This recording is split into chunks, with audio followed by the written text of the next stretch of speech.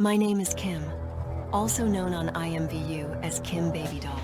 I create textures with clothing and rooms on meshes, and I do a little bit of mesh creating, but mainly I tell stories using IMVU and other sources. If you are a user of IMVU, feel free to stop by my shop.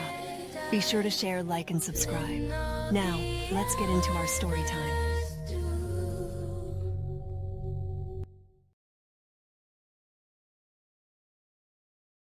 Once upon a time, in the quaint village of Ambracia, nestled between rolling emerald hills and a serene winding river, lived a young woman named Kyra. Known for her benevolent heart and enchanting beauty, she was often the subject of admiration and intrigue. Her cascading auburn hair, striking green eyes, and infectious laughter made her the darling of the village. Kyra spent her days working at her family's pharmacy, a small but charming shop filled with an array of herbs, potions, and remedies.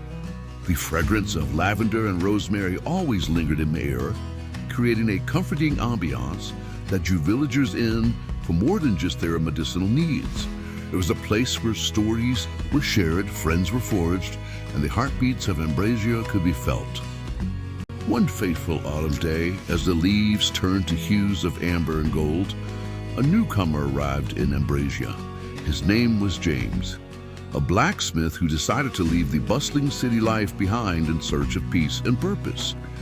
James was tall and had a sturdy frame, paired with his deep-set blue eyes and a warm, genuine smile, which quickly won over the villagers. He set up his forge at the edge of the village, where the rhythmic clanging of metal quickly became a familiar and endearing sound. Although he was new, his craftsmanship was exceptional, and soon his work was sought after by all. It was in the midst of preparations for the village harvest festival that Kyra and James' paths crossed. The festival was a time of jubilation and togetherness, with music, dancing, and tables overflowing with the season's bounty. Kyra, tasked with gathering herbs for the communal feast, found herself struggling to reach a particular stubborn sprig of thyme on a high shelf. I can help you with that. A deep voice offered, startling Kyra. She turned to find James standing there, his gaze sincere and kind. Thank you. She replied softly, stepping aside as he effortlessly reached for the herb. As he handed it to her, their fingers brushed briefly, sending an unexpected thrill through both of them. The days leading to the festival drew them closer.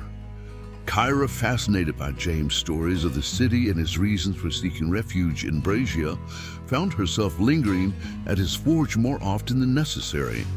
In turn, James, captivated by Kyra's wisdom, grace, and the gentle manner in which she cared for everyone, frequently visiting the family pharmacy under the pretext of needing various ointments and bandages. As they spent more time together, they discovered shared interests and dreams. Kyra had always yearned to see the world beyond Ambracia, and James revealed his desire to craft something more meaningful than mere tools, dreaming of creating intricate works of art with his blacksmithing skill. One evening, as the sun set, the sky ablaze with shades of pink and orange, James suggested they take a walk along the riverbank.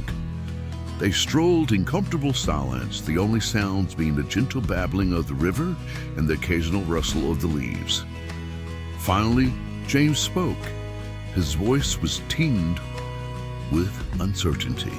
Tyra, I've never felt this way before.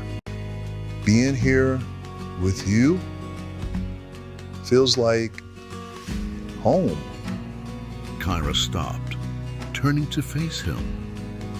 Her heart was raced as she saw the vulnerability in his eyes. James? She began, her voice barely above a whisper. I've been searching for something beyond this village. But perhaps I found it in you.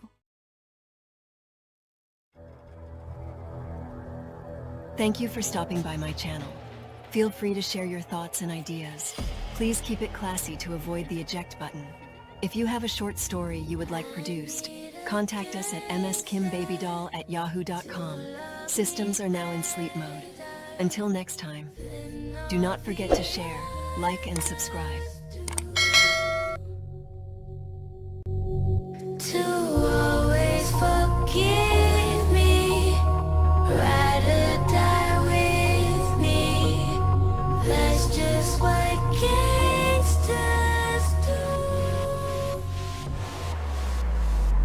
One day, in the not-too-distant future, robots will travel to the far reaches. To love me better than all the